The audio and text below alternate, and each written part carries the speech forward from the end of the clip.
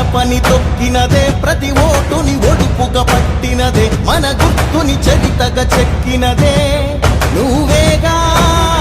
రాజన్న రాజ్యం తెచ్చినదే, జగనన్నని రాజును చేసినదే, నిరుపేదల రాతలు మార్చినదే నువ్వేగా.